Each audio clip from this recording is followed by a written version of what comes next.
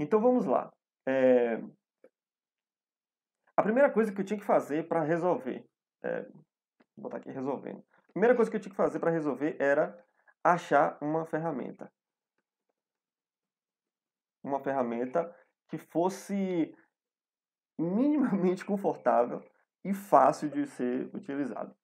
Que eu me adaptasse e eu conseguisse transformar aquela minha ideia, aquilo que eu estava pensando, transformar aquilo em algo real, de fato.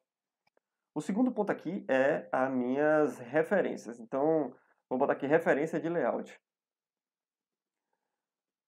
Por que isso? Se você pegar um projeto que é complexo, que você perde tempo ali na extração dos dados, perde tempo ali transformando aqueles dados e conseguir colocar ele em uma disposição que seja possível você criar, fazer análises, você perde tempo criando fórmulas e medidas para conseguir chegar nos indicadores corretos. Você, digamos aí que você perdeu um bom tempo nesse processo, era um projeto bem difícil. Acaba que quando você terminar esse processo de background, não, quando você chegar no layout, sua mente vai estar esgotada. E a última coisa que você vai querer ver é tentar criar um layout. Então sua criatividade já foi para o espaço, sua paciência já foi para o espaço, então você já vai estar muito cansado. Então se você não tiver algo para te dar um suporte, para te ajudar nessa hora de cansaço, você vai procrastinar o seu resultado. Então, é preciso ter uma referência, saber onde buscar referências para na hora da falta da criatividade, você conseguir pegar um, dois, três layouts assim bonitos, começar a juntar, começar a desenhar, até chegar naquilo que você quer. O outro ponto aqui foi ter um conjunto de regras para confrontar as minhas ideias. O que significa isso?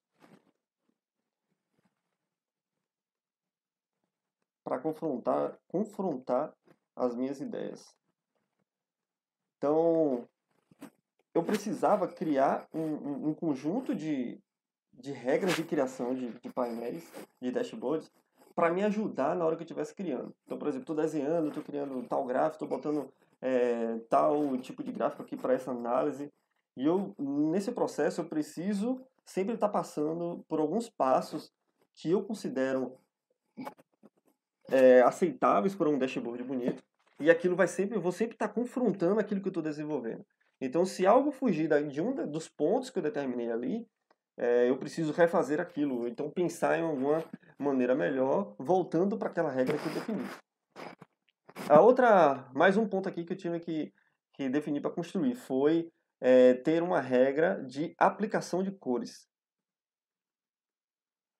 Aplicação de cores. A gente sabe que usar cor não é uma tarefa tão fácil. Se você não é design, não tem uma clareza de como as cores funcionam, a combinação de cores, isso é um processo difícil. Então eu não queria perder tempo com isso, e eu precisaria de um conjunto ali de paletas, um conjunto de cores, alguma coisa para me guiar no processo de escolha das cores, tá? Outro ponto aqui que eu tive que fazer também é ter um repertório, vou dizer assim, um repositório de padrões e efeitos. O que eu quero dizer com padrões e efeitos? Digamos que eu queira colocar sombra, que eu queira colocar um gradiente, né, um degradê, eu queira colocar, sei lá, formatos diferentes, em vez de só um quadrado, vou colocar com curvas arredondadas, um lado curvas arredondadas. Então, tipo assim, tem diversas maneiras de criar desenhos para plotar os meus gráficos, né?